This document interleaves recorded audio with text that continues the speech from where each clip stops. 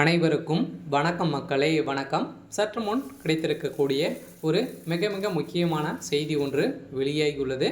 சற்று முன் செந்தில் பாலாஜியின் தம்பி அசோக்குமார் அதிரடி கைது, ஸ்டாலின் கதை முடிந்தது, இது மாதிரி செய்திகள் வெளியாகிருக்கு. ஸோ இதை பற்றி தான் இந்த வீடியோவில் நம்ம முழுமையாக பார்க்க போகிறோம்.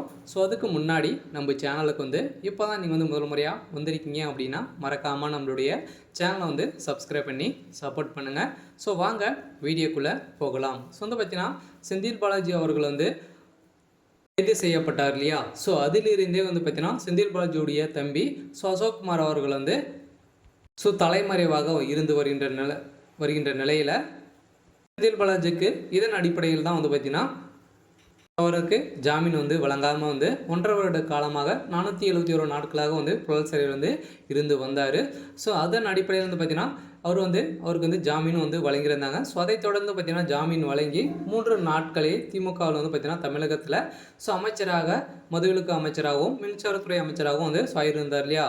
ஸோ இதை தொடர்ந்து செந்தில் பாலாஜியுடைய தம்பி அசோக்குமார் அவர்கள் ஏற்கனவே பார்த்தீங்கன்னா தலைமறைவாக இருந்தாலும் அண்ணன் செந்தில் பாலாஜி அவர்கள் பார்த்தீங்கன்னா அமைச்சராக ஆயிட்டார். இதுக்கு மேலே எந்த ஒரு பிரச்சனையும் இல்லை. அதனால் பார்த்தீங்கன்னா அசோக்குமார் அவர்கள் வெளியே வந்த சம்பவம் அதிரடியாக காத்திருந்த அமலாக்கத்துறை அதிரடியாக தட்டு தூக்கிய பெரும் சம்பவங்களை அமலாக்கத்துறை செஞ்சுருக்காங்க. இருந்தாலும் செந்தில் பாலாஜி அவர்களுக்கு பார்த்தீங்கன்னா முழுக்க கட்ட பஞ்சாயத்தில் மூல காரணமாக இருக்கவர் தான் அசோக்குமார் அவருடைய தம்பி அசோக்குமார். இதன் அடிப்படையில் தான் பார்த்தீங்கன்னா அனைத்து விதமான வேலைகளும் கரன்சியில் பார்த்தீங்கன்னா அனைத்துமே செந்தில் பாலாஜியுடைய தம்பி அசோக்குமார் அவர்கள் தான் பார்த்தீங்கன்னா அனைத்துமே செய்வார். இதன் அடிப்படையில் தான் பார்த்தீங்கன்னா செந்தில் பாலாஜியுடைய தம்பி அசோக்குமார் அவர்கள் கைது செய்யப்பட்டு இருக்கார். இதன் அடிப்படையில் முதல்வர் ஸ்டாலின் அவர்கள் பார்த்தீங்கன்னா அதிரடி அவருடைய கதையை முடிக்கக்கூடிய அளவிற்கு அவருடைய தம்பி கிட்ட பார்த்தீங்கன்னா அனைத்து விஷயங்களும் இருக்குது. இந்த 30,000 கோடி சட்டத்துக்கு விரோதமான பண பரிமாற்றம் நடந்துருந்துச்சு இல்லையா? ஆன்லைன் மூலமாக டிரான்சாக்ஷன் ஆயிருந்துச்சு.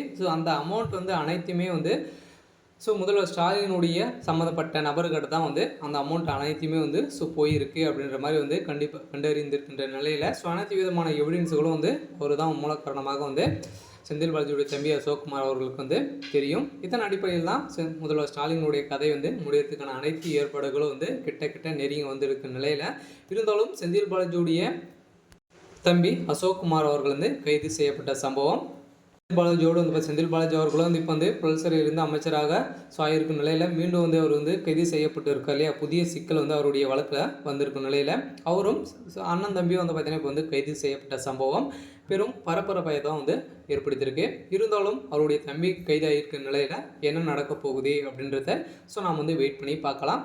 இது மாதிரி அரசியல் சார்ந்த நிகழ்வுகளை தெரிஞ்சுக்கணும் அப்படின்னா மறக்காமல் நம்மளுடைய சேனலை சப்ஸ்கிரைப் பண்ணிக்கோங்க. தேங்க்யூ.